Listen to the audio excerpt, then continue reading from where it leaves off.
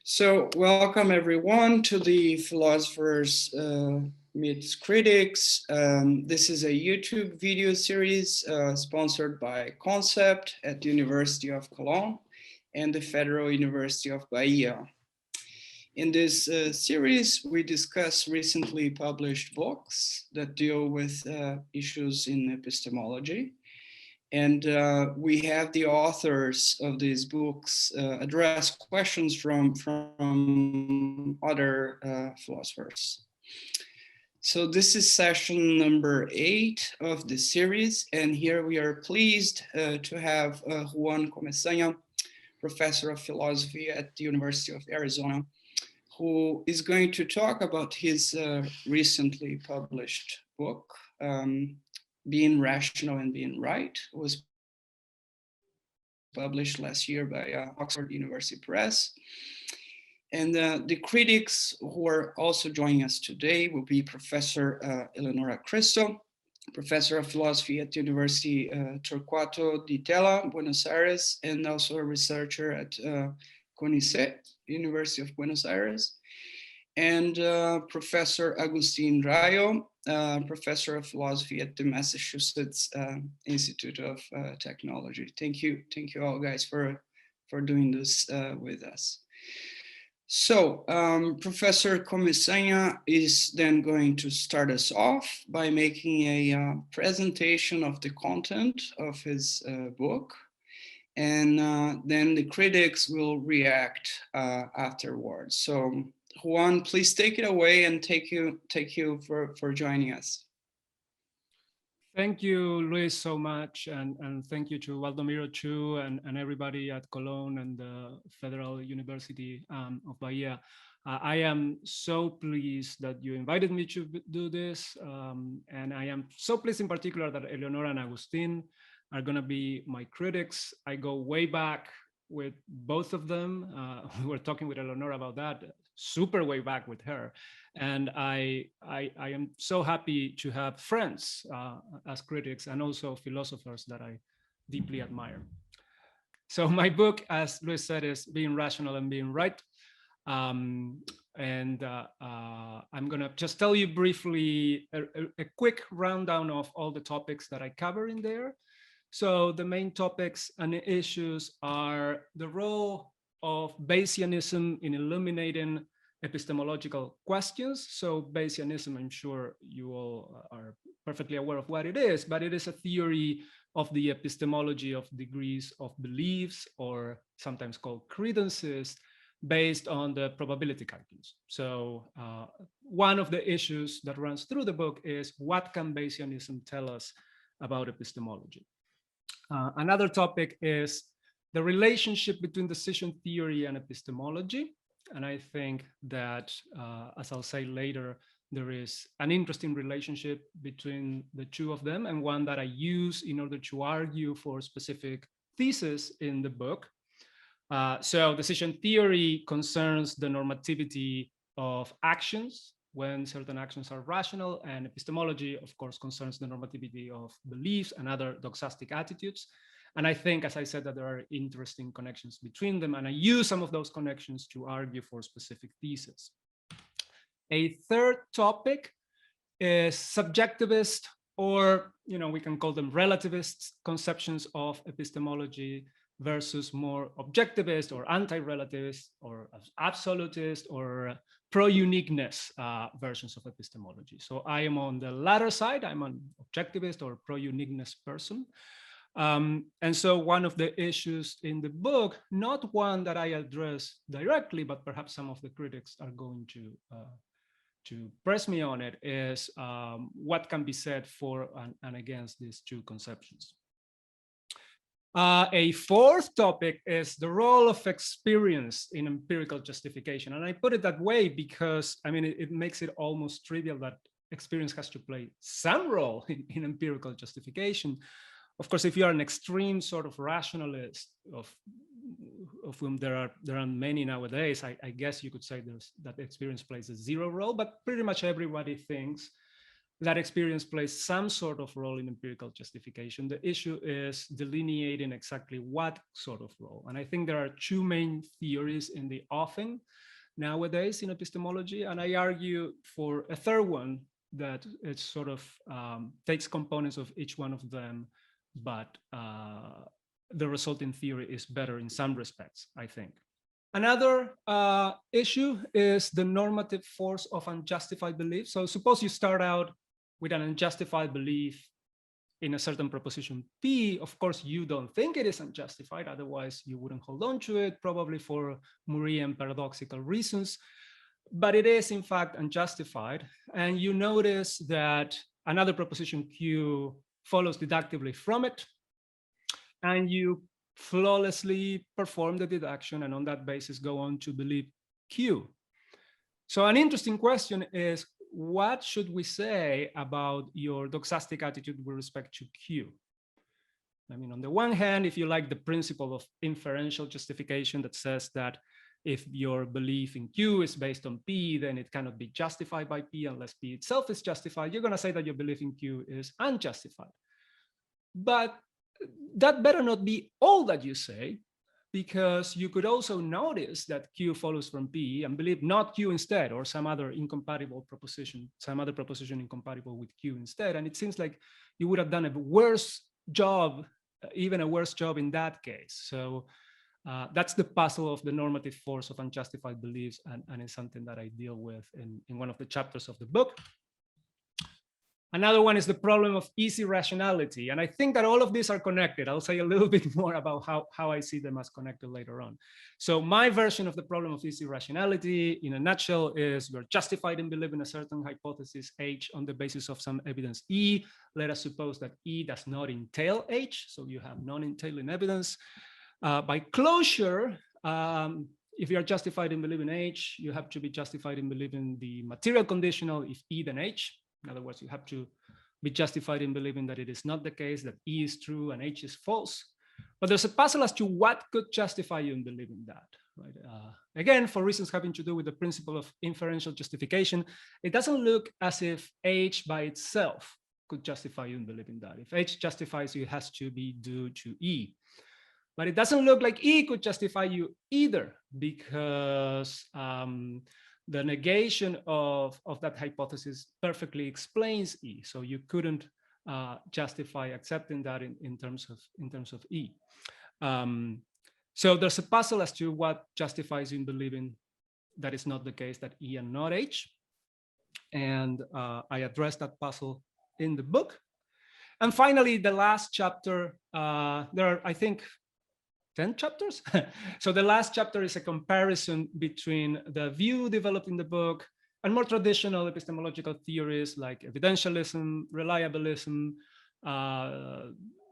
Some time ago, I myself gave a hybrid version that combines evidentialism and reliabilism, and I called it evidentialist reliabilism. So I asked, what is the relationship between the view developed in this book and all those other theories? So let me briefly say something about each one of those topics. So the role of Bayesianism in illuminating epistemological questions. I am not a Bayesian, and I don't have anything terribly original to say about why I'm not a Bayesian. Two main reasons. One is the problem of logical omniscience. So it's simply a consequence, sometimes an axiom, sometimes a theorem, but a consequence of the probability calculus, depending on the presentation, is an axiom or a theorem, that if something is a logical truth, then you should give it credence one. But I think that has the obvious problem that sometimes we're not able to recognize which ones are logical truths. And if P entails Q, then you cannot assign greater probability to P than you do to Q, but sometimes we are unaware of those entailments, and so on and so forth. That's the problem of logical omniscience. And I say a little bit more about it in the book. The other one is the problem of false precision. So part of the formal presentation of the probability calculus is that any proposition or any set, depending on, again, on the presentation, is going to receive a real number. So probability is a function from sets to real numbers between 0 and 1. And real numbers, as you know, have infinite precision, right? So there's going to be a precise real number that you should assign to the proposition that you had cereal for breakfast today. And it's going to have to be that number and not one that differs from it in infinitely subtle ways. Okay? So that's one issue. Another issue of false precision is, suppose you flip a coin, you assign roughly 50% chance of it's coming up heads, roughly 50% chance to it's coming up tails. But then you start thinking about, okay, what's the chance of it's landing sideways? Right? So how much should I take away from heads and tails to assign to its landing sideways? And then you think, what is the chance of its quantum tunneling to China because of some weird local perturbation? Right? So how much should I take away from each one of the other ones? That's another manifestation of the problem of false precision. I think the idea that there is a real number that you should assign to that. So those are reasons, as I said, not totally original, but I stand by them, why I am not a Bayesian. I still like hanging out with Bayesians, however. So I think that there is something good that Bayesianism can provide for epistemological problems. For one, I think that formal discipline is good for your soul. This is a little bit of a joke, but it is true. I think, for instance, that there has been progress with respect to the problem of easy rationality or easy knowledge. These are all related problems. There has been progress made because people have paid attention to issues having to do with the probability calculus that are related to that problem. I think that early, I'm not going to name names, but sort of early papers on the problem of easy knowledge, in particular responses to the problem of easy knowledge, some of them suffered a little bit from not being sufficiently disciplined by by a little bit of formal rigor. And that once you introduce that little bit of formal rigor, you can see that there are some glaring problems with some of the responses to the problem of easy knowledge, for instance. And there are other categories where that same illumination takes place. So, for instance, I think that paying attention to the role of priors in Bayesian epistemology, which is something that you are going to pay attention if you are an objectivist Bayesian, can illuminate many discussions in informal epistemology having to do with, for instance, the problem of disagreement, the problem of higher order evidence, and the problem of, in general, thinking about how epistemic principles relate evidence to justified attitudes. Again, objectivism versus subjectivism, I think, has a particularly clean, and clear presentation if you do it in terms of a Bayesian framework. And of course, there's such a thing as Bayesian decision theory. So if you're interested in the connection between practical and theoretical rationality, then Bayesianism is going to give you, again, a particularly clean and clear version of that connection, which, because I'm not a Bayesian, I'm not going to take completely seriously, but I think that it helps in certain crucial points.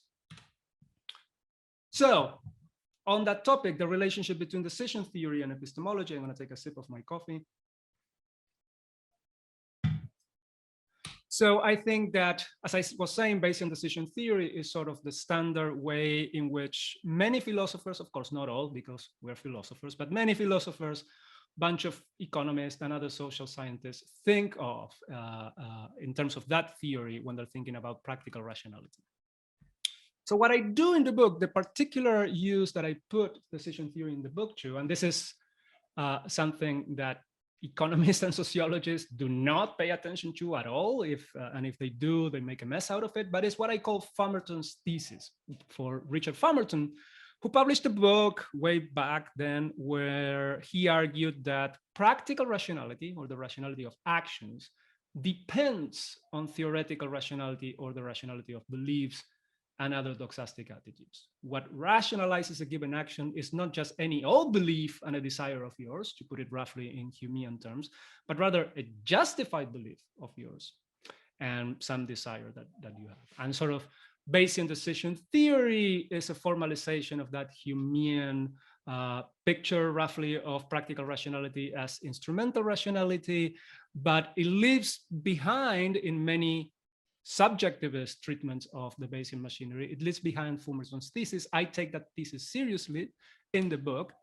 And I argue that if you take that thesis seriously, then you can start with what seem to me unnegotiable cases of rational action.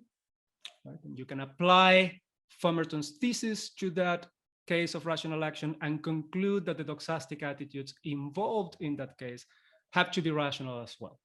So I use sort of that argumentative move to argue that there's a problem for theories like Williamson's identification of evidence with knowledge and similar positions. And the problem is that practical rationality tolerates false beliefs, but of course, knowledge does not. So you're going to have a problem when you combine traditional decision theory as developed in the Bayesian framework with Fumerton's thesis and factualist interpretations of evidence. So relativism versus objectivism. This is the issue that goes under the name of permissivism versus uniqueness sometimes in the literature, and is roughly given a certain body of evidence. If you fix the evidence, is there a unique rational attitude that you can take towards any given proposition, or are there multiple? Right? So that's the issue of relativism or permissivism versus uniqueness. I think that the permissivists have had a good PR department because permissivism sounds much less bad than relativism, but it is totally a form of relativism. So I think they should be upfront about it. I think that permissivism, there's a bad argument for permissivism, which doesn't mean that all the arguments are bad, but there's a bad argument for permissivism, which is a reaction to the problem of false precision. So you start out thinking about degrees of beliefs, and then you locked onto Bayesianism, and you see, oh, I should assign a real number to every proposition that I consider. There's a real number that's the rational number to assign to that. That can be right. Can be that there's a real number and no deviation from it, no matter how infinitesimally small, is going to be irrational. So there's got to be multiple assignments of real numbers to propositions that are rational, right? So that's one possible reaction to the problem of false precision. One of the things that I argue in the book is that if that is your reason for being a relativist, it's a bad reason, because the right reaction to the problem of false precision is to say it's a problem of false precision, is to put emphasis on the falsity of it. It's not true that rationality requires you to assign one rational number to a single proposition, but that's not because it allows you to assign multiple. It's because it forbids you from assigning any particular one. Rather, the rational attitude that you should take towards some propositions, sometimes you should assign a precise number, but many times what it's going the rational attitude to take towards a proposition is not going to be measurable with a unique rational number. But that doesn't mean that it's going to be measurable with multiple unique rational numbers. It means that it is a more imprecise attitude that you should take towards it. It's not measurable at all in terms of rational numbers. So one thing that I like about my discussion of relativism versus objectivism, subjective Bayesianism versus objective Bayesianism in the book, is that it's centered around this, what I call the fundamental theorem of Bayesian epistemology, which as a mathematical theorem is completely trivial, but I think that its philosophical importance cannot be overstated. And it is the following. It is that you take any two logically independent propositions, E and H, and any real number between 0 and 1, there are going to be, in fact, uncountably infinitely many probability functions, right? Such that you can assign that real number to the conditional probability of H given E, right? What the hell does this mean? Well, given that conditional probabilities encode what your reaction to the evidence is going to be, if we're thinking in terms of traditional Bayesian picture, where either conditionalization or some generalization of it, like Jeffrey conditionalization, is the way in which you update your credences when new evidence comes in. Given that, what that means is that if you don't put any constraints whatsoever on those prior conditional probabilities, anything goes, right? So you can assign any credence whatsoever as a reaction to any bit of evidence whatsoever. So it's a particularly permissive sort of permissivism if you don't think that there are any constraints. So that's why I would say most subjective Bayesians are not on the extremely extreme side of subjectivism, and they do think that there are some constraints on conditional priors, particularly in error conditional priors. I think that we should go actually all the way in the other direction. Of course, always keeping in mind the problem of false precision, we should go all the way in the other direction and say there is a unique rational error prior. Okay. And then if you're faced with incredulous stares, first of all, you should remind them of the problem of false precision, but then you should try to address them in the best way you can.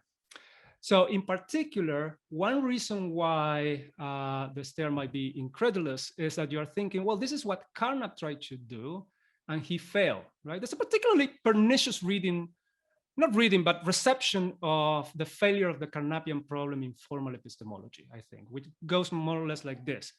Oh, Carnap tried and he failed, therefore what the hell are you doing if you're trying again? I think that's just wrong. Carnap was fighting with at least one hide tied to his back because he thought that there was a syntactic, not just formal, but a syntactic way of delineating what the uniquely rational error prior is. And I think that program has failed. But what hasn't failed is the idea behind it that there is a unique error rational prior. So to put it in, I think Putnam put it this way, or maybe he was quoting somebody, but the difference between Grew and Green is not a syntactic difference, right? But I would add, but there is an epistemic difference nevertheless. It is just true that Green is projectable, to use Goodman's terminology, and Grew is not. The role of experience in empirical justification. First of all, it's actually pretty hard, I think. I mean, it's hard in many different dimensions. There are issues in cognitive science that if you're interested in them, you should address. There are issues in the science of perception itself. I think that even when you abstract away for all the physiological and physical detail, there are still deep philosophical problems that you have to address in accommodating the role of experience in empirical justification. Of course, going back to Bayesianism, the traditional Bayesian answer to this difficulty was just to ignore the role of experience in empirical justification, or actually treat it as a mere causal input from which you crank the conditionalization machine, and it doesn't really matter how you got the input. I don't like the ostrich strategy when dealing with the problem of experience in empirical justification. There are two great divides. There's one divide with two options in contemporary epistemology. Pollock and other people like Jim Pryor think that experience itself is the evidence. The mental state is the evidence, right? So evidentialists tend to go along with this idea. So, you know, right now I'm in a certain mental state, and it's that mental state that I am in that justifies me in believing, for instance, that there is a computer monitor in front of me right now. That's one position. Another position suggested by Williamson is that mischaracterizes the role of experience in empirical justification. Experience provides evidence, but it doesn't itself consist in evidence, right? Rather, experience has a content, just like, say, propositional attitudes have a content. We can think of it as propositional. We don't need to get into the issue of the problem of conceptual content of experience, but if you allow me to treat it as propositional, Williamson would say the idea is that experience provides its content as evidence, but it is not itself evidence. Of course, it doesn't always provide its content as evidence. It does only when it also gives you knowledge of its content. So for Williamson right now, my evidence, the first bit of experiential evidence that I have is not a mental state, but rather the proposition that there is a computer monitor in front of me. And I have that as my first bit of evidence because I know that there is a computer monitor in front of me on the basis of having a certain experience. So what I argue, your humble servant's view here, is that we should opt for a third option. I think Williamson is right that a conception according to which evidence provides evidence, sorry, experience provides evidence, but is not itself evidence, is better than the alternative conception according to which it itself is evidence. And my own argument for it, one of the arguments that I offer in the book, is that there is a parallel with inferential justification that I think it would be better to preserve. So when you're inferentially justified in believing a proposition, that means that you're justified in virtue of having a previous belief, the belief from which you infer the new belief. What's your evidence in that case? I think, I mean, if we're talking sloppily, we could say that your evidence is your belief, right? But that I believe that it is raining, that in itself is no good evidence for or against the proposition that the picnic will be canceled. What is good evidence for the proposition that the picnic will be canceled is that it is raining. I have that proposition as evidence because I believe it and maybe some other conditions are satisfied. So I think that's the right picture to have in mind when we're thinking about inferential justification. And I think we should carry that over to the case of empirical justification. So again, it's not a mental state of mind that justifies me in believing anything. It's a proposition that justifies me in believing something. But I have that proposition as evidence in virtue of being in some mental state. So I think we have to preserve the connection between evidence and what provides us with evidence for the inferential and the non-inferential case. So that's an argument that is not given by Williamson, but that I think justifies his position in that respect. However, I think that Williamson is wrong for reasons having to do with what I said before, is wrong in thinking that experience provides you with evidence only when it provides you with knowledge. I think it's enough if it provides you with justified beliefs. So that's when it provides you with evidence. Oh, that's what I was saying before. The argument against psychologism is the unification of the metaphysics of inferential and non-inferential justification. Okay, quickly, the last two chapters, the normative force of justified beliefs. You have some unjustified beliefs.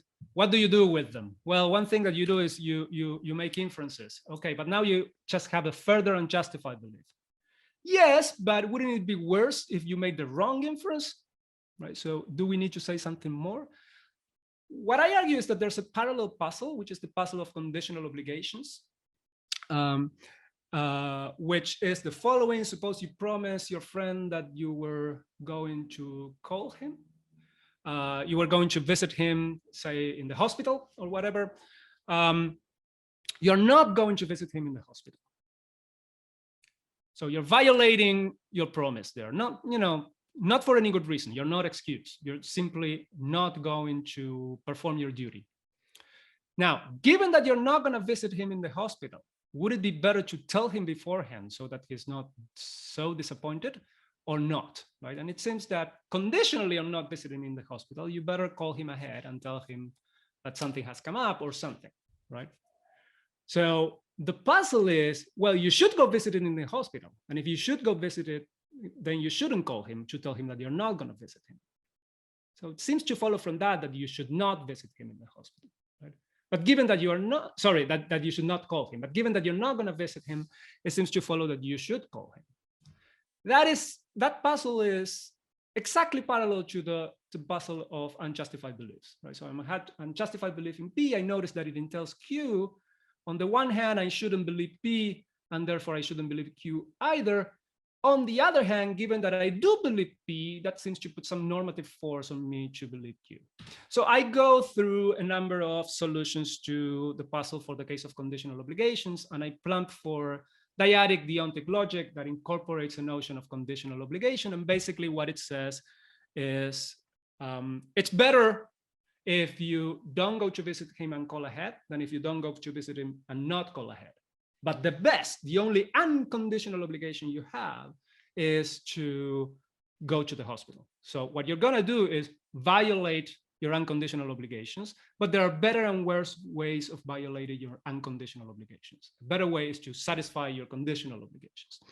So something that I do in the book is to notice that treatment of the puzzle of conditional obligations has parallels with the way in which linguists view indicative conditionals in terms of the restrictor view of conditionals. So basically the idea is a universally quantified assertion of the consequent where the scope of the universal quantifier is implicitly restricted by the antecedent. Right? So it's not really a conditional, it's an unconditional assertion with an implicit restriction on the domain.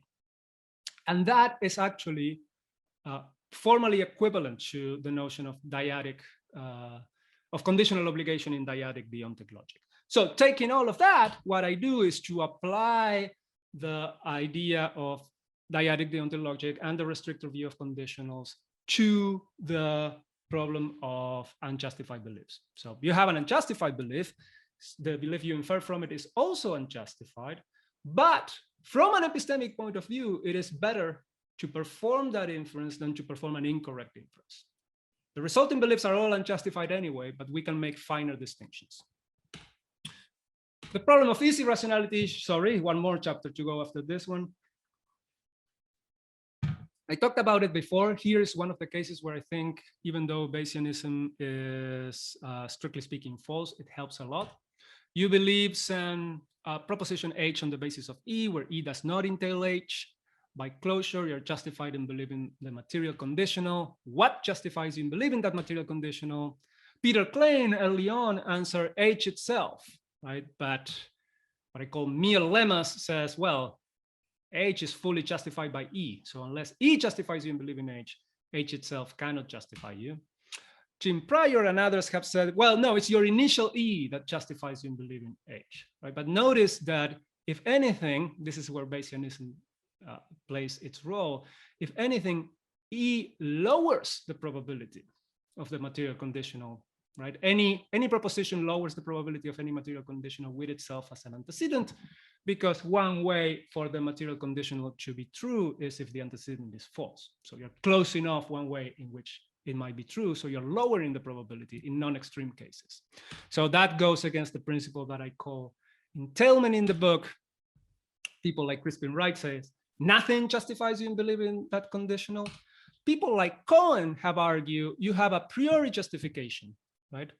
And another way in which I think that Bayesianism helps here is that there is an updated version of Cohen, if you look at it from a Bayesian point of view, which is the following: the very conditional priors which encode the fact that E justifies you in believing H, those very conditional priors force you to assign a high prior probability unconditionally to the material conditional.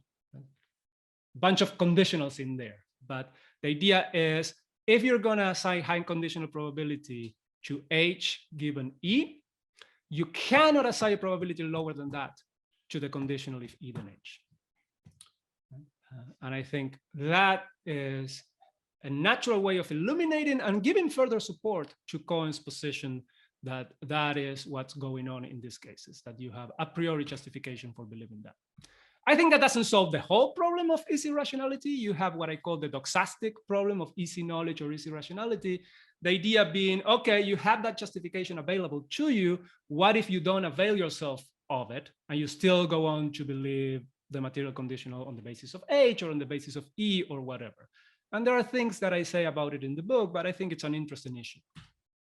Finally, evidentialism, reliabilism, and my own evidentialist reliabilism. Why I'm not an evidentialist? Well, I'm not a psychologist, and most evidentialists are psychologists, right? That might be, not a huge departure from evidentialism, but also another difference is that the justification of those conditionals that back basic inference forms, I think, is non-evidential, right? So I think that I have a different conception of the role of experience in empirical justification. And I think that some propositions are justified, but not on the basis of any evidence, which goes directly against a literal reading of evidentialism. I'm not a reliabilist either, though. And this was, took a while for me to come out as a non-reliabilist.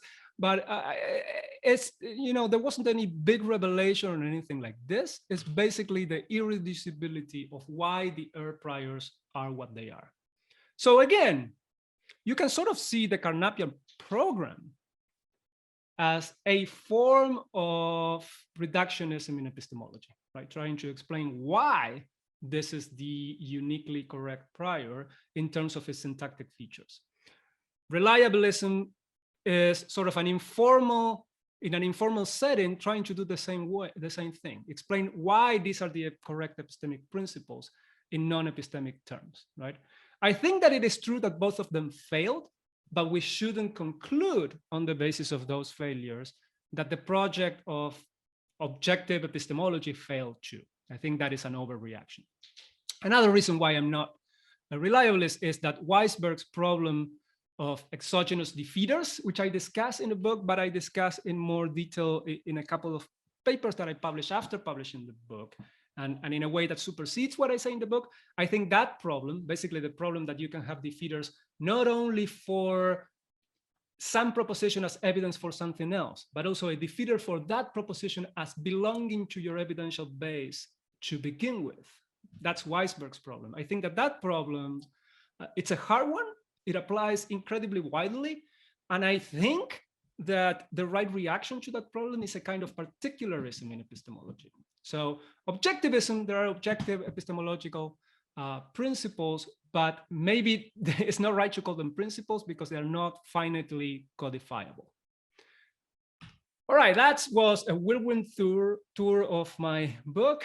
Thank you very much for bearing with me, and I eagerly await Agustin's and Eleonora's criticisms. All right, thank you very much, Juan, for that summary. So now we will move on to our critics, and you're invited to respond to their comments quickly. So Eleonora, would you like to go first? Sure. Thank you. Thank you for inviting me first to this. And thanks, Juan, for a superb new book. I mean, tons of interesting stuff here, interesting material. It's hard to focus on just one thing. So before I get into the details, 2 brief points. First, I very much agree with Juan's overall project. Maybe I have a problem with uniqueness, but I'm not going to talk about that today. But in particular, I'm really sympathetic to Juan's vindication of decision theory. Perhaps not so sure I agree that rational action always presupposes rational belief. I'll come back to this in a moment. But also, I completely agree that it can be rational sometimes to believe false propositions. And I'll focus on these. Then the second point is I'd like to disclose where I come from, so to speak. I tend to think about justification in a very deflationary way. By this, I mean the following. Beliefs might lack justification without being unjustified, meaning that to earn the capacity to be either justified or unjustified, they need to be in the right conceptual space. An agent needs to consider them with a particular mind frame, which is that of potential revision of her belief corpus. And I take this explains many of our everyday uses of the word knowledge, which sometimes can be just equated to true beliefs. And with all this in mind, in what follows, I will focus on chapter 5 of Juan's book. Okay. So Juan there equates rational beliefs with justified beliefs, and given my take on unjustified beliefs, this is fine. I think only if we do one of the 2 following things. I mean, we could claim. I mean, one way to go would be to claim that the rationality, especially when applied to beliefs, also requires some preconditions for applications, but some beliefs may be neither rational nor irrational. Now, this is a bit stranger than the case of justification. So there's another way to obtain this same result, I think clearer. So from now on, I'll stick to this second option. Rationality maybe it tells us what is permissible, not what is mandatory. So, for example, in decision theory, actions are typically said to be permissible if they are not dominated. And this is weaker than saying that they are mandatory. So irrationality is impermissibility, which is a strong notion, but rationality is not equally strong. So my general worry is that Juan's use of justification or rationality at times seems too strong. And this is consequential at the time of analyzing arguments concerning excuses, for example, in section 5. Again, I do not object the target, so to speak. I mean, it is rational sometimes to have a false beliefs. I think that's fine, but the means of saying this. So maybe the relevant task here is to distinguish beliefs you should not hold from those you are permitted to hold, as opposed to beliefs you should hold. So let me quote a few lines from section 5. This is this beautiful example from what is rational for Tomás to believe. Lucas is offering candy. Then which attitude is it rational for Tomás to take to accept proposition? The knowledge firster cannot say that it is rational for Tomás to disbelieve that Lucas is offering candy, for of course Tomás doesn't know that Lucas is not offering candy. Well, I mean, she can say that no attitude is the mandatory attitude. I mean, let's go on a bit more. There seems to be 3 more possible answers available to knowledge firster. First, Tomás should suspend judgment. The second, he should adopt some credence. And the third one, that there is no doxastic attitude that is rational for Tomás to adopt. And I will argue that all 3 options are unappealing.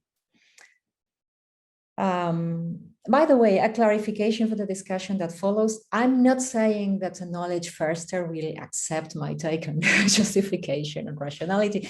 I'm using this example just because I think Juan's display of possible answers, as well as his rejection of them, is revealing of a particular way of understanding the rationality of beliefs. But regardless of what the knowledge firster may think, so I hope it's clear I'm not interested in vindicating knowledge first. So consider each of these 3 options, just suspension of judgment first. It is interesting that suspension of judgment is an attitude in its own right, as opposed to not having an attitude at all. I think this is correct, although sometimes it's not transparent, but I'm happy with this. Now, maybe it is not that Tomás should suspend judgment, but only that he can suspend judgment. Believing is not mandatory. And if Tomás suspends judgment, of course, he might entertain the possibility that the belief is false, which is perfectly fine. I mean,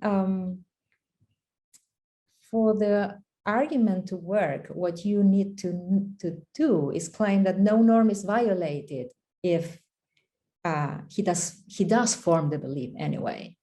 I think that's the most natural thing to say here. As for adopting some credence, I don't say anything else here. I'm fine with Juan's discussion of this. Then for the third one, no doxastic attitude is rational for Tomás. So the rational option is to have no doxastic attitude whatsoever. Again, we can distinguish, you should not have any attitude versus no particular attitude is mandated. And I think the weaker claim is the most natural one. So in short, false belief can be rational, yes. Now, what does that mean?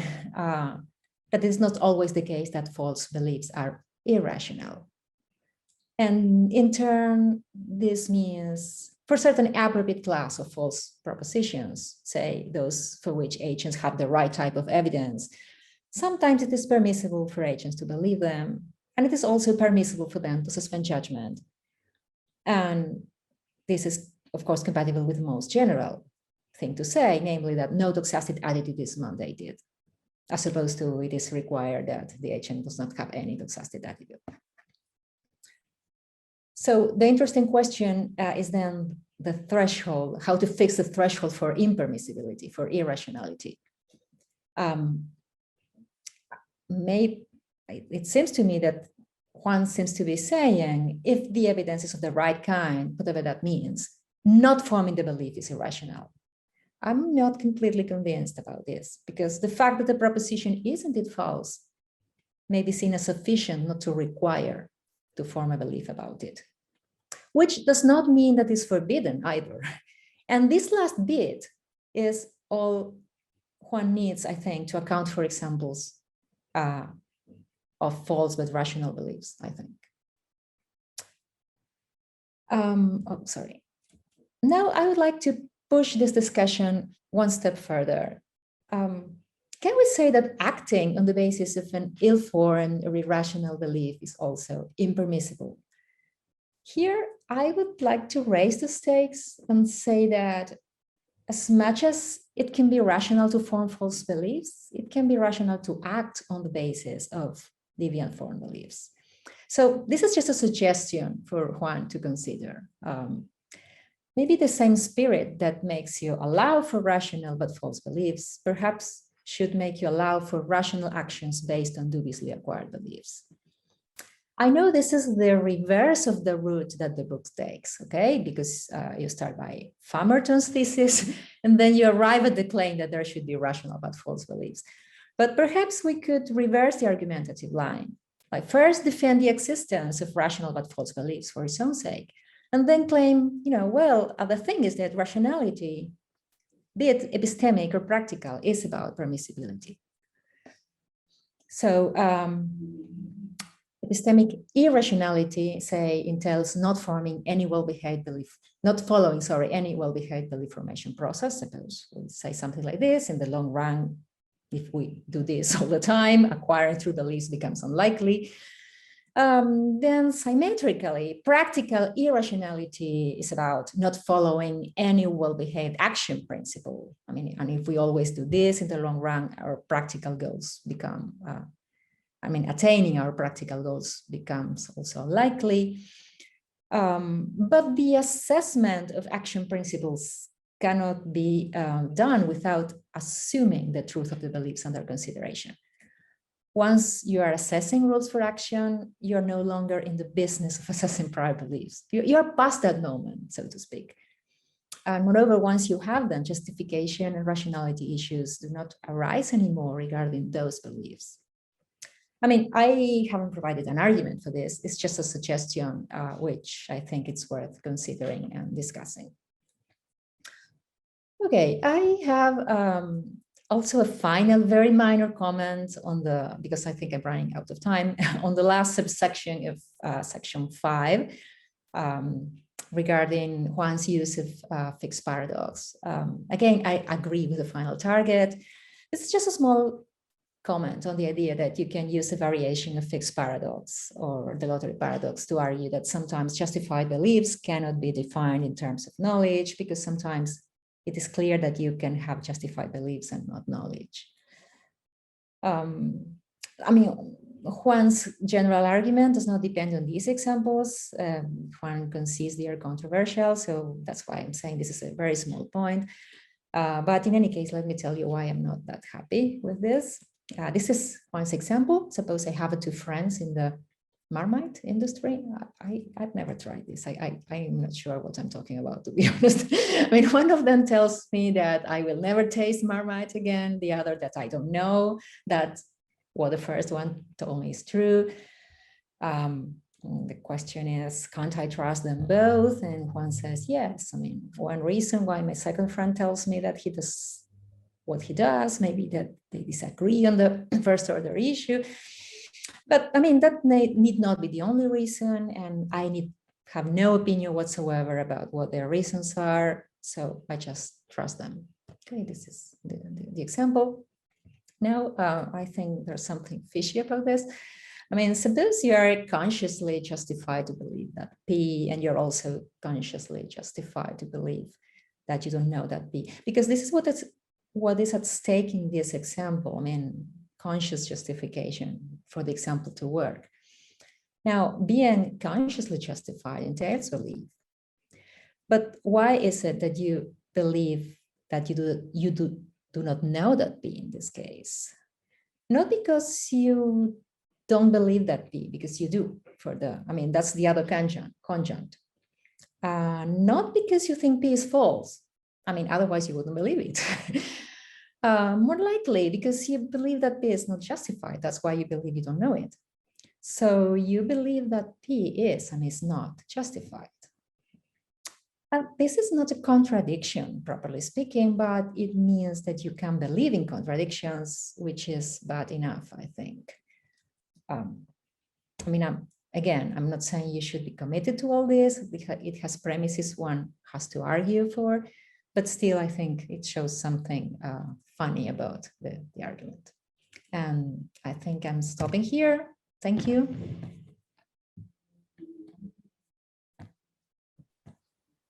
Thanks, Eleonora. So you can quickly respond now, Juan. All right. Yeah. Thanks so much, Eleonora. Quickly, I got to do it quickly. Okay. 3 points. One was on rationality being permissive versus obligatory, to put it roughly. And I agree, actually, in the following sense. So let me tell you what I agree with. And I'm not sure whether there will be a residual disagreement after this. I think that whether to form an attitude at all is not accessible for theoretical rationality.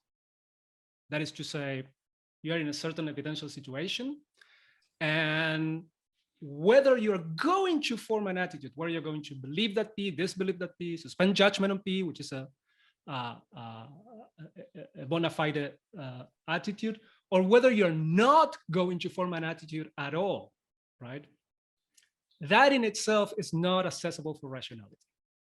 So it is true, that's why I think, oops, sorry about that, but that's why I think that it is not obligatory to believe that P when your evidence justifies that attitude.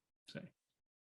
It's rather a kind of conditional obligation. Again, if you're going to take any attitude at all, then that should be the attitude of belief, or whatever attitude is justified by your evidence.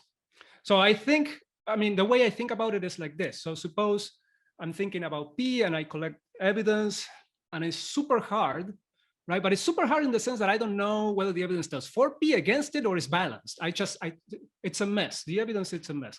And I say, well, screw it. I'm going to go have lunch and then keep thinking about it, right? That decision, whether to keep thinking about it or go to have lunch, is a practical decision. And so it's not accessible for theoretical rationality itself. You weren't epistemically justified in going to have lunch, right? You weren't epistemically justified in not forming the belief. So that's the sense in which I agree with what Eleonora said. Now, there might be a residual disagreement or maybe not, but what I think is that conditional uniqueness holds. That is to say that if you're going to form an attitude, then there's only one that's justified by any given fixed body of evidence, right? So that's the sense in which I'm a uniquer.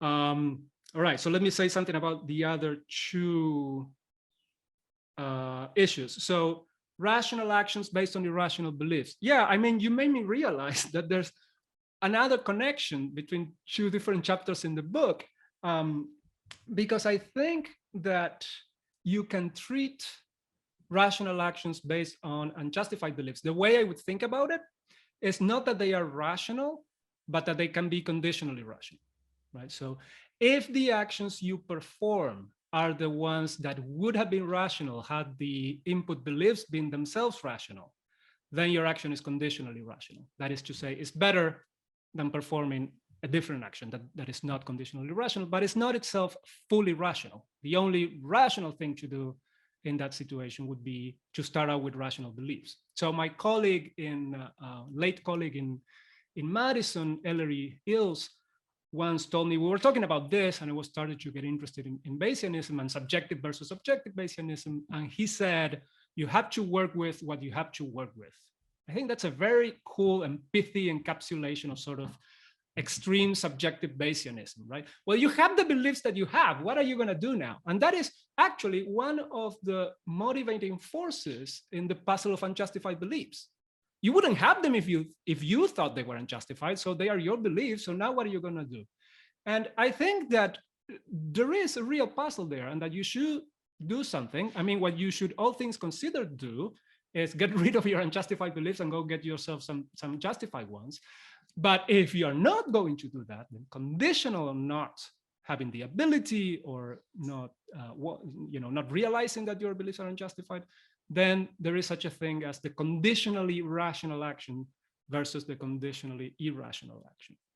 That's what I would say about those cases, I think. Finally, with respect to Fitch's paradox, yeah, I mean, you're exactly right. That is precisely the reason why I said this is not a decisive argument, right? Because you get into that sort of problem pretty easily. Now, notice, as you also said, there's a bunch of principles there, right? JJ is playing some role. If you're justified in believing that P, then you're justified in believing that you're justified in believing that P. People might resist that. I myself, I'm actually kind of on board with that.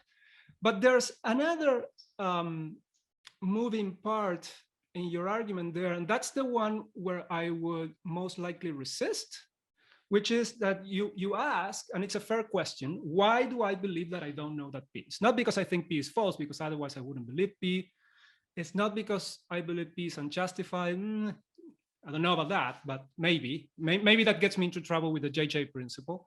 But actually, what I had in mind was that I just trust my friend.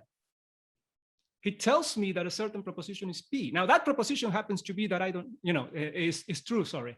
That proposition happens to be an epistemic proposition itself, namely that I don't know another proposition. But I just blindly trust my friend in the same way that we blindly trust our friends' testimonies in other areas. I don't inquire into the inner workings of what could justify him into telling me that or something like that, right? So I sort of like, I've been in epistemology for a while. I have no idea what knowledge is. I'm just as much in the dark as I was when I was an undergrad taking classes with Eleonora. But this guy, he knows a lot. So he tells me, right, you don't know that you'll never taste Marmite again. And actually, Eleonora, if you haven't tasted Marmite, you should definitely do it. I think it's a wonderful experience. But yeah, I agree. I think I agree with all 3 points to some extent. Sort of, that's how I would resist the Fitch paradox point if I had to. And the other 2 points, that's what I had to say about it. But thank you very much. Those are wonderful comments. Okay, no, just then a very quick thing about your first point. So you would say conditional on your trying to form some attitude at all, then blah, blah, blah. Is that correct? I mean, you might have gone for lunch, but given that you stuck with the question and thought about that, then there's a distinction between forming or not forming an attitude at all and having the attitude of suspension of judgment. I mean, I think you yourself made a difference between, suspension of judgment is an attitude. It's different from not having an attitude at all. So maybe the right thing to go in some cases is, well, conditional on trying to form an attitude, then you suspend judgment.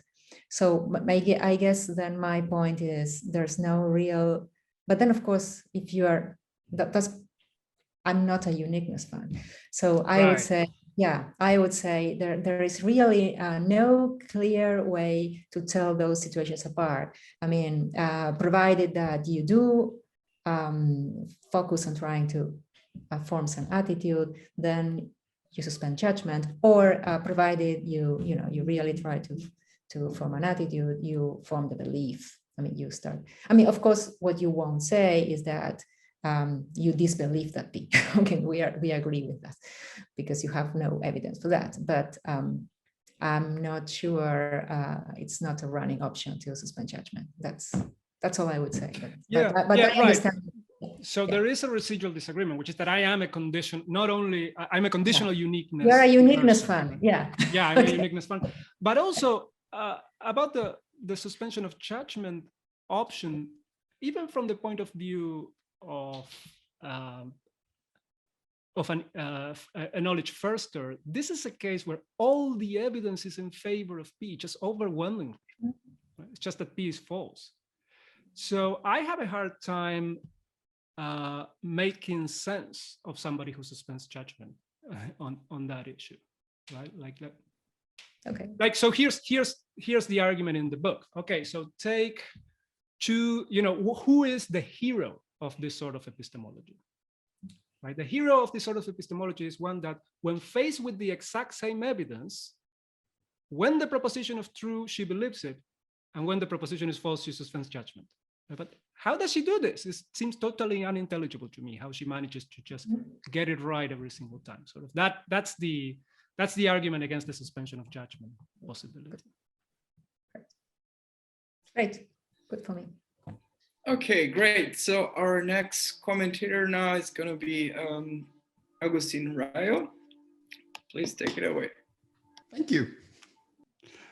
So first of all, thanks to Baldomino for inviting me to be part of this. It felt like a gift, mainly because it's a good book. I'm a very slow reader, so for me, reading a book is a many-day investment. And if it's a bad book, then it's many days of pain. But in this case, it was many days of pleasure. And it was the best possible way of going about it, because Juan graciously agreed to talk to me as I read it. I mean, just imagine if every time you read a good book, you can just call the author and have like multi-houred conversations. It was just, it was fantastic. So many thanks to Juan as well. So Juan relies on this central concept for a lot of what goes on in the book. And it's this particular concept of rationality.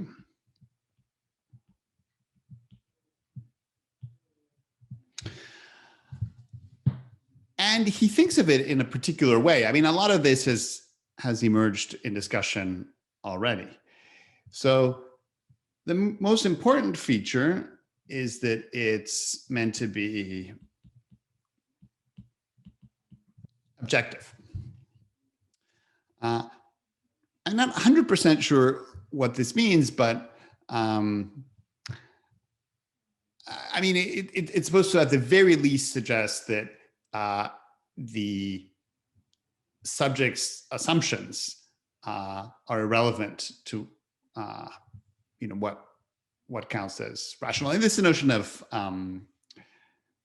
theoretical as opposed to practical rationality.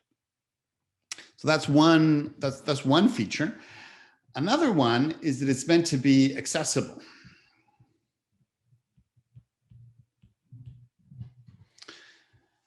So that means that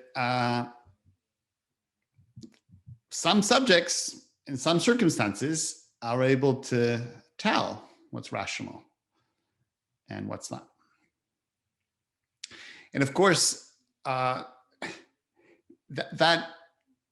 complicates the picture, because the more objective your notion of rationality is, the harder it is to explain how accessibility works.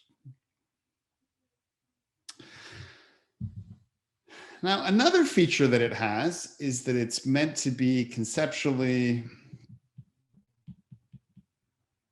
independent of knowledge.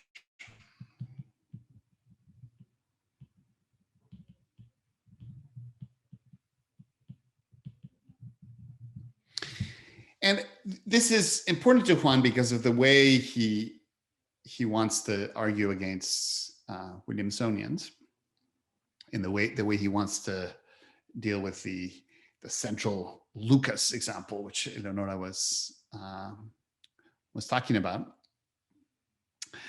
And the final feature is that it's not grounded on metaphysics.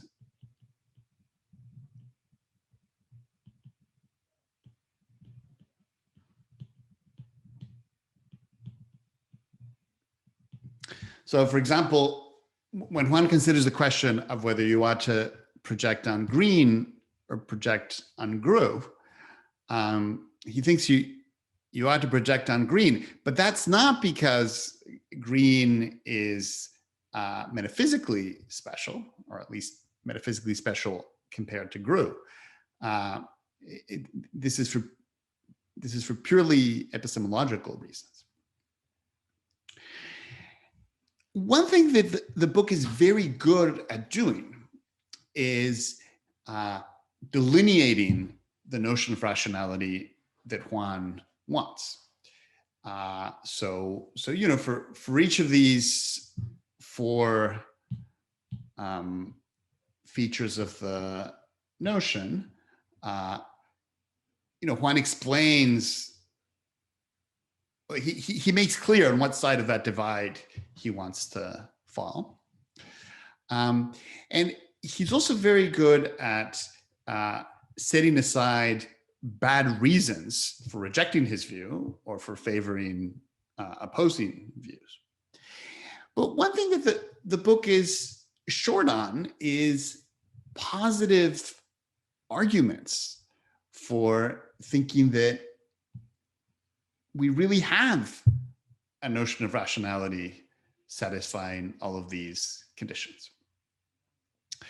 And I mean, this is a little bit idiosyncratic, but from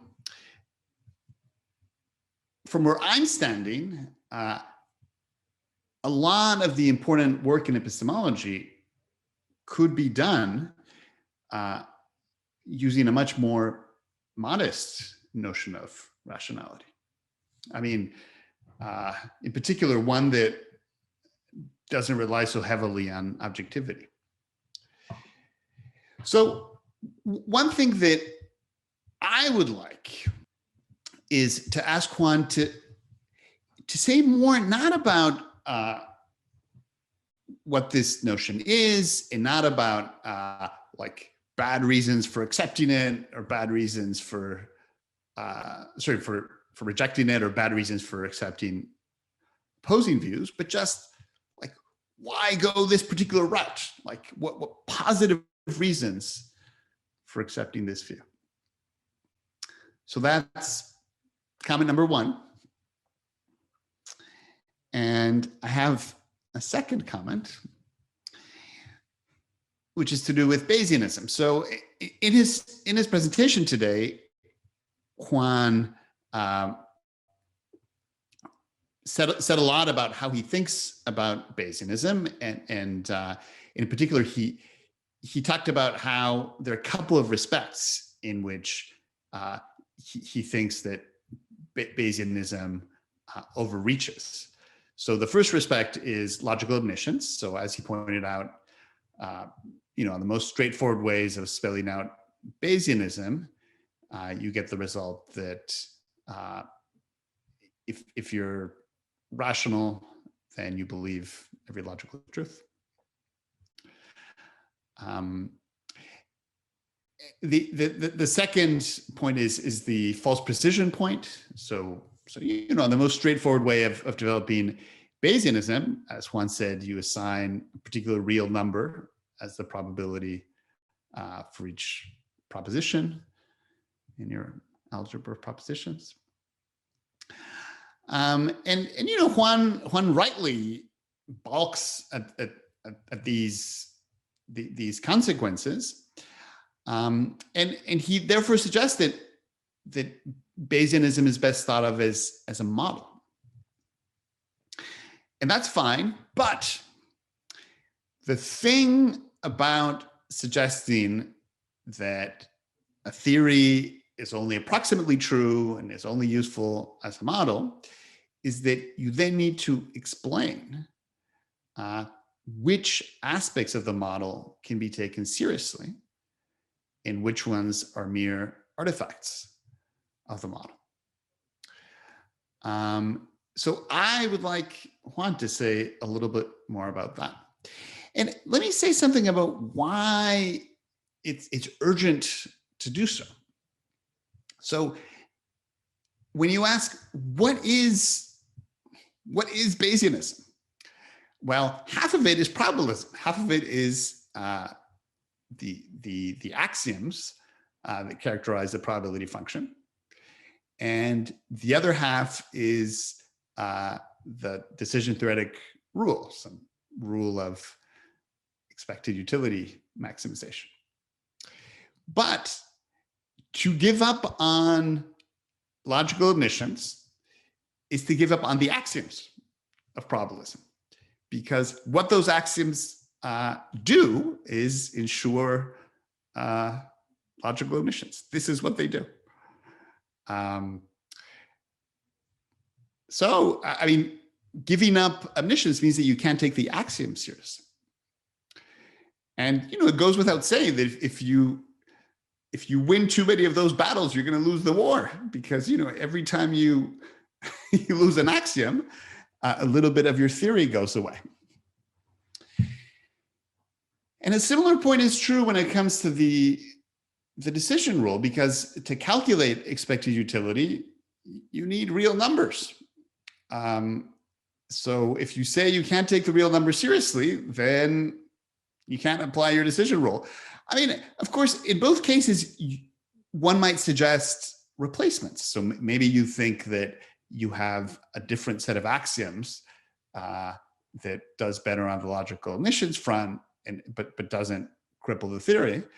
And maybe you think that you have a different decision rule that does not rely on you know, the standard way of characterizing a probability function, where it's just a function from propositions or sentences, real numbers.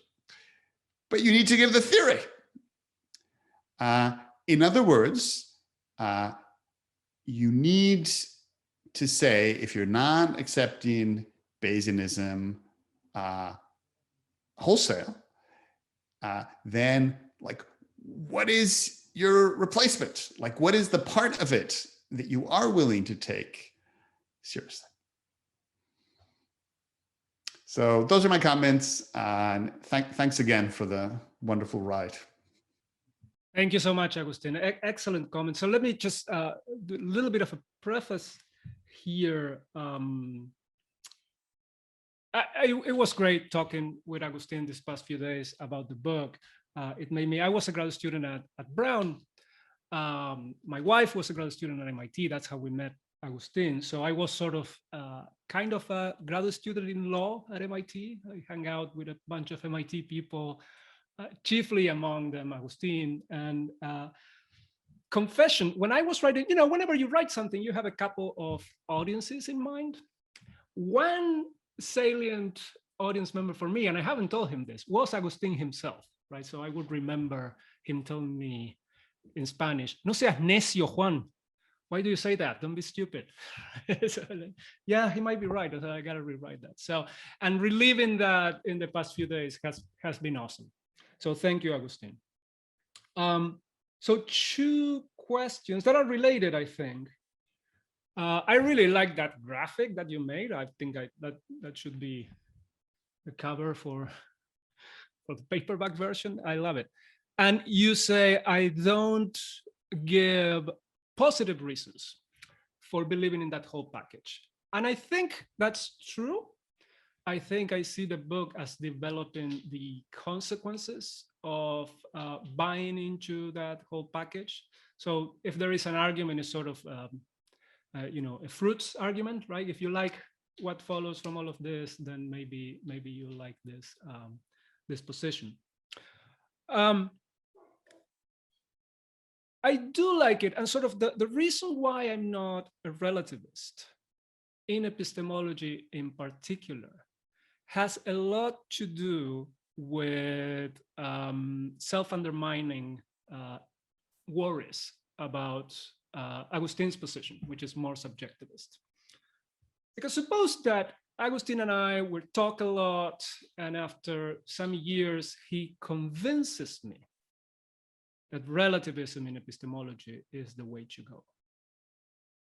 What has happened at the end of that process? I'm not sure I can make sense of what happened. I mean, I end up being a relativist, but am I a relativist for good reasons? No, by the relativist's own standards, there were no objectively good reasons for me to become a relativist. So why did I become a relativist? Of course, if you're a consequential relativist like Agustín is, you're gonna go all the way down in your relativism and say, this is just the way of life. Do you like it or not, right? There are others, they're not mine, Do you like to wade in that other pool, be my guest and try? I like it this way. Hang out with me and see if you like it too. That's not what I would take the result of my argumentation with Agustín to be. I would take myself to be rationally convinced of abandoning objectivism. So sort of that sort of view tends me to believe that if objectivism in epistemology in particular, and this is somewhat surprising to me because I would have thought objectivism in moral theory was more important. But I think that actually objectivism in epistemology, if you give it up, then you've given up the whole enchilada. All the other objectivisms go by the wayside and nothing else matters and life doesn't have a meaning and we better kill ourselves and that's it, to put it in a moderate way. So that's my positive reason for being an objectivist. If there is time, maybe we can go back and forth a little bit more. It has to be with the self-undermining nature of the opposing position. Bayesianism, I say, don't take it too seriously. And Agustín just rightly points out, okay, then what do I do with it if I don't take it seriously, right? And there are lots of generic things to say, but Agustín rightly presses me on saying some specific things. He says that it's urgent to do so. Whenever a philosopher says that, I'm reminded of an anecdote that is attributed to Gilbert Harman. I don't know, it might well be apocryphal, but I stand behind the sentiment. The speaker said, it's urgent that we solve this philosophical problem. And Gilbert Harman raises his hand and said, can we go to lunch first?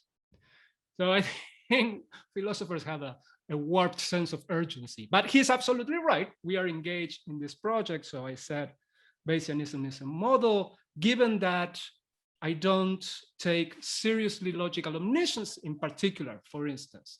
What do I propose as a replacement, or what do we take from the Bayesian framework that once you give up a literal interpretation?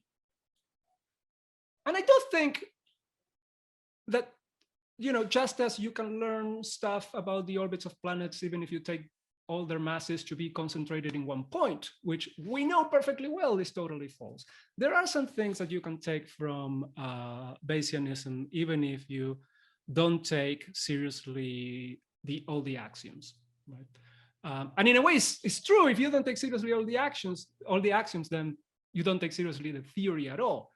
But that is also true of physical models. Right? If you don't take seriously that all the mass is concentrated in one point, then you got some explaining to do. So my explaining is the following. I think, for instance, that the treatment of what has been variously called the problem of easy knowledge, the problem of bootstrapping, problems in the vicinity. I gave my own version of the problem. I particularly like my own version because I think it's the sharpest one. I mean, it wouldn't be mine if I didn't think that.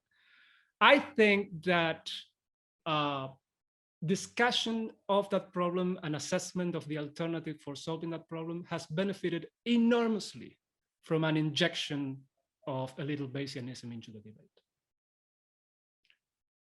In particular, although Stu did not think of his position, I mean, maybe he was somewhat motivated by this, but he certainly didn't couch it in terms of this just follows from the probability calculus, right? Stu's position just follows from the probability calculus, right?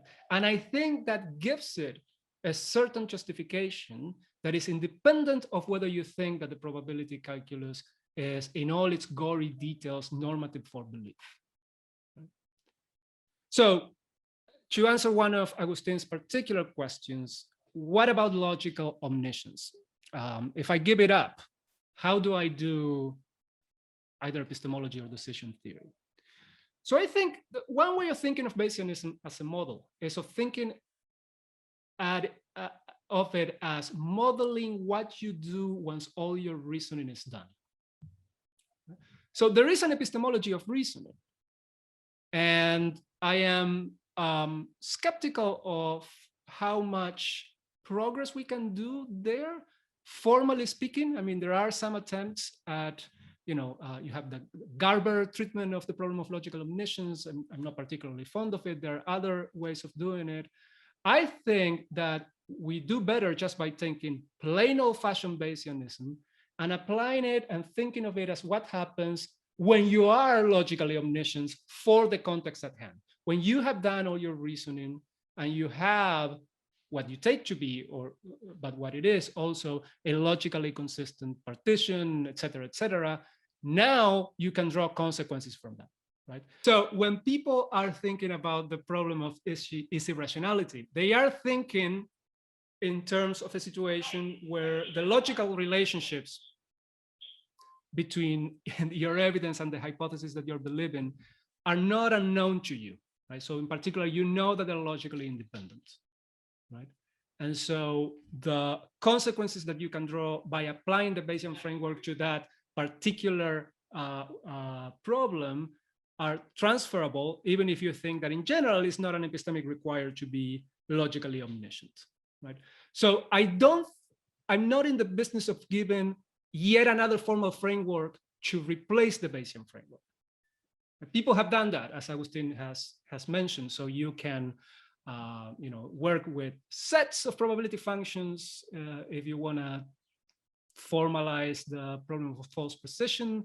That gives rise to further problems. I don't think that's the right reaction. I think the right reaction is to stay with vanilla Bayesianism, but apply it judiciously. What is the judicious application? I can hear Agustín asking, right? Well, it's a judicious one. I can give examples, but I don't think I can give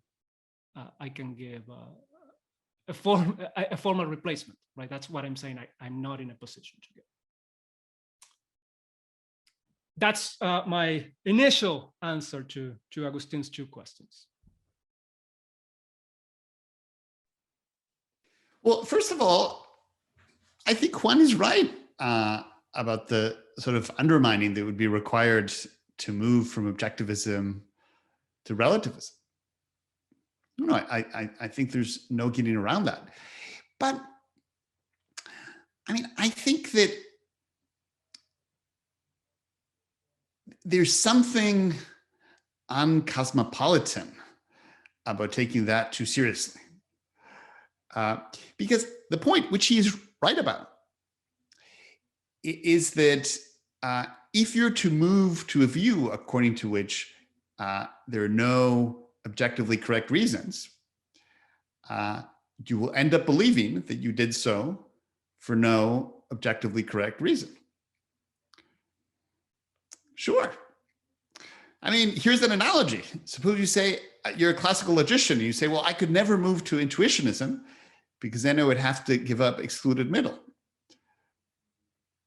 Yeah, I mean, that's what it is to move to intuitionism. And similarly, that's what it is to move to relativism. So,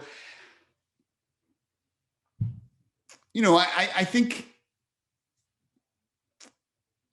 although there is no denying that from Juan's parochial perspective, this is a good reason for resisting the change.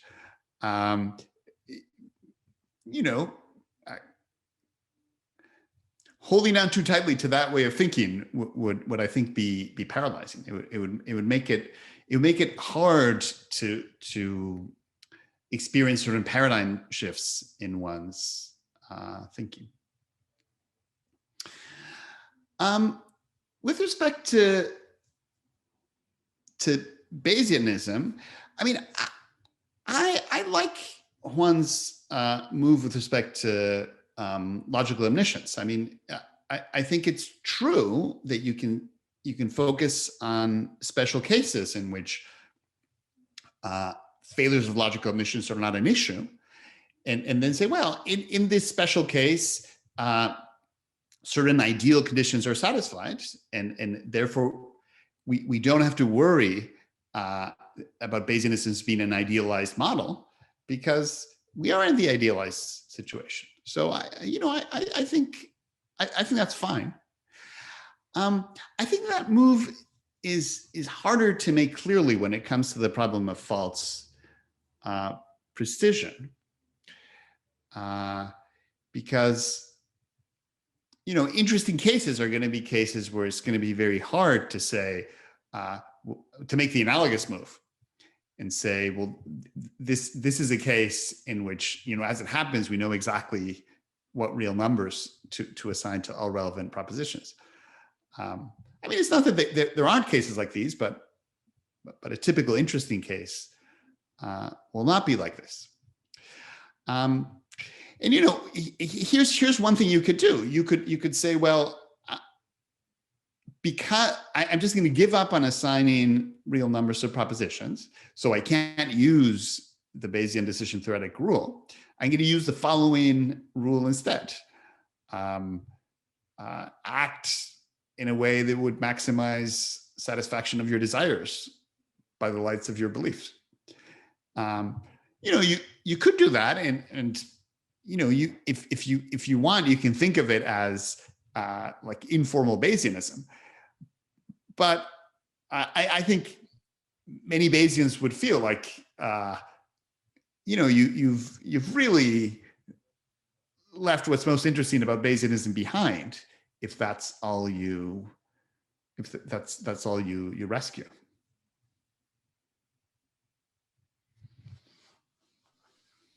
Thanks again. Yeah, good. So on the first point,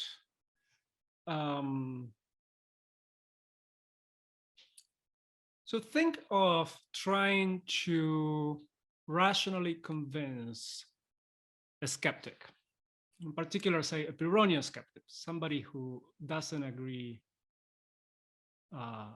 doesn't believe any proposition, suspends judgment on every proposition, and think about what it means to rationally convince somebody.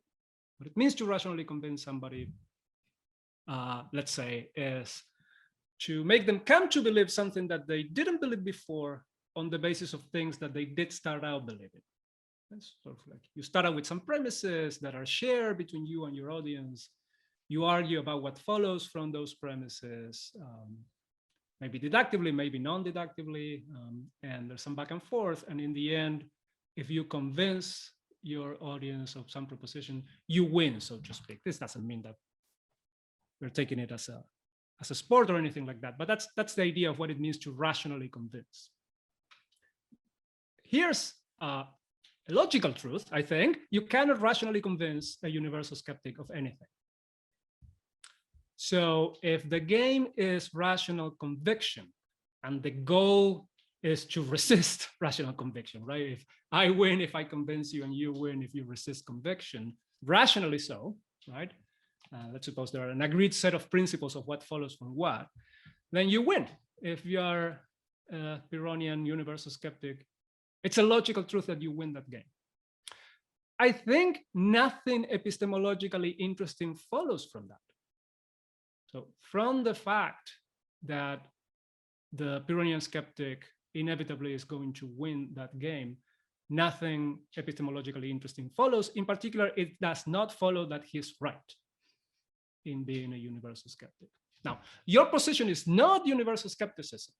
There are important differences, but there are, I think, also important similarities in that you are taking away some tools that I would need to rationally convince you of my positions, right? So in particular, part and parcel of my position is that there are objective reasons, right? Well, that doesn't mean that they are evidence independent, right? So given a certain body of evidence, there's a uniquely objective answer to what's the rational thing to believe given that evidence. You take away that. So I agree that from your point of view, when I complain that after you convinced me to be a relativist, I should look back and said I shouldn't have been convinced, right? I agree that from your point of view, that's a misguided attitude, right? That there was nothing there to begin with. And therefore I shouldn't complain that what I thought was the end result was not what I thought it was going to be. But from my point of view, all that means is that you're taking away from me tools that I myself think are needed for rational conviction. This time not of you, but of me. right? I myself started out being an objectivist. And I think that if I were to become convinced of giving it up, that, well, who knows what I would think, but after that. But from my present point of view, it would be I wouldn't have had any objective reasons to be so. And the fact that I wouldn't have had any objective reasons to do so would count against that conversion. Of course, it wouldn't count against from your point of view, but that's because you have an impoverished point of view from my point of view. Right? So that's sort of how I see the dialectical position. So I think you have an advantage, dialectically speaking. I don't think we can conclude that you have an epistemic advantage, that dialectical advantage has any serious epistemic consequences. With respect to something about that? Yeah. I think you're right in everything you said. But look, I am not like the skeptic in that, like, I really am willing to engage in reasoning and like I take science seriously and I take philosophy seriously. So, just take a step back from like your theoretical commitments and just think about like what the reasonable thing to do as a human is. So, you have two ways of going about one's philosophical business, and, they both, they're both serious positions, not in that like distinguished people have held them, that's true of skepticism, but in that like you can use them to do real philosophical work. And, just try the other one on and see if you like it. I mean, I turn to the logical, to the example in logic. So yeah, I mean, if you hold on to your logic, you're never going to be able to be convinced otherwise. But the reasonable thing to do, presumably, is to let the rival logician make their case. In a way, that's what I was asking for originally. So this self-undermining point, which you made, is correct. But I think that it again doesn't go to the heart of the matter. It feels to me more like you're delimiting the space of arguments that you're gonna. But I say, forget about that. Just like look at me in the eye and explain to me why I should believe that your conception of rationality is there. Okay, good. Yeah, I mean, look, I don't think that can be done, and I don't think you can do the corresponding thing for me, not to my satisfaction. So I cannot do that to your satisfaction. You cannot do it to my satisfaction. So I do agree on something. I do agree that this is probably going to be orthogonal to first-order philosophical issues. Right? But what we are discussing is not a first-order philosophical issue. It's a meta-philosophical issue. That is the object of discussion. The object of discussion is objectivism versus subjectivism. It's not first-order epistemology, on which we can agree a lot, right? That you made it the thing to be discussed. So that's why we're discussing that. And I think it's very likely that there won't be anything that I can say that will convince you, right? Hence my, of that issue, right? With respect to that meta-philosophical issue. I don't say I'm not going to listen to anything you say about first-order epistemological issues. Of course not, right? And I agree that a lot of excellent first-order epistemology and philosophy can be done by talking to a relativist. It's just that when we are talking about relativism, well, that is the topic. So we have to talk about it. And I know if I were to offer anything, it would be just, I think, a bit more in the direction of my first answer. And here we're wading into dangerous waters, dangerous territory. But it feels to me like there's a kind of transcendental argument to be made for objectivism, right? So it's a presupposition of having a real discussion in the first place that if you become convinced, you're not going to think that what happened was not a bit of rational conviction. I know that's not going to satisfy you. I know, but I fear that, at this point, we're kind of. But what about the following? So, let me suggest this different game. So there's some first order issues we care about. And I put to you that someone who's not an objectivist can carry those out by and large without incurring this commitment that your theory has, this commitment to a theory of a kind of rationality that has to satisfy a bunch of constraints at the same time. Now, I realize that this will, like, if you think of it from the transcendental perspective you just mentioned, like that's cheating. But what I say is, snap out of all of that. Just think of this as a reasonable human. You are deciding what theory to accept, what theory of rationality. And I am telling you that there is this theory that allows you to do the first order work without incurring some of the theoretical commitments. Will you not take that argument seriously? Well, I would take it seriously. I would just think that that specific application of Occam's razor is misguided, right? It's like saying, but look, I don't believe in anything. Look how parsimonious my view is. Why don't you think that that is a reason for Well, because the problem with the skeptic is you don't believe in anything, but you also can't do anything. Whereas I'm putting a theory on the table that is able to make progress with the first order issues. But what, yeah, so, but let's talk about, I agree again that you can make progress on the first order issues, but the sort of progress that you can make, I think it's also has a different meaning for you than for me. So you do your logic dance and you end up with classical logic, and you adopt classical logic because it allows you to do some stuff, right? So there's sort of a practical reason for adopting classical logic over intuitionistic logic.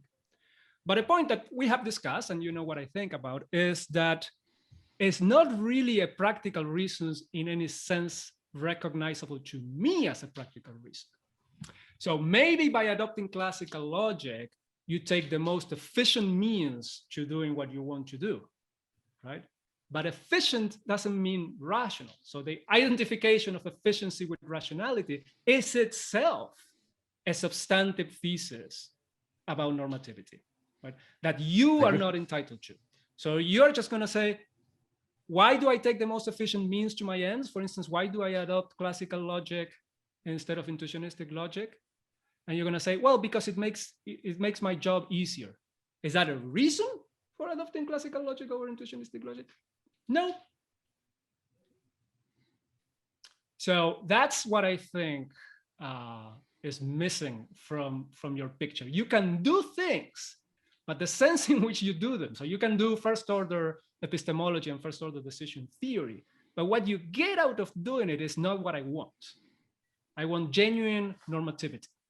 So from your point of view, there is no genuine normativity in the world. From my point of view, there is. You can do something without assuming that there is no genuine normativity, but what you're doing is not what I want. So I wanted to say something about false precision issue. I totally agree with you here that what you're left with is some sort of, and actually it's related to what I was just saying. What you're left with is some sort of Humeanism. And I say the other way around. I see Bayesian decision theory and Bayesian epistemology as a formalization of the Humean idea. I don't see the Humean idea as a watered down version of Bayesianism. So I do think that the solution to the problem of false decision in many cases is going to be, just do whatever maximizes your desires in light of your justified beliefs, right? Something like that. But I think something more than that. I think that any attempt at introducing precision is going to be itself unjustified, right? Any attempt that is not a special case of the sort of cases that we were talking before. But any attempt at saying, no, this is the real number that you should assign, and therefore this is the rational action that follows from that, that is going to be unjustified. No precise credence is going to be justified in most cases. And therefore, all you're left with is the original Humean theory of practical rationality, of which Bayesianism is a precisification. And if you artificially introduce precision, what you get out is not rationality, but it's something else, right? And Bayesianism works for those cases that we were talking about before, where you have sort of not artificial cases, but well-delineated cases where there is a lot that you know that restricts the probability assignments enough that it doesn't matter which precise number you assign. Right? And for those cases, it works very well. But for the other cases, it's not that I think like, oh no, I have to abandon Bayesianism and go to Humeanism. If only I had a better way of assigning precise numbers. Is the only rational thing to do is not to assign precise numbers. So you shouldn't cry over the loss of Bayesianism. You should welcome back Humeanism to begin with.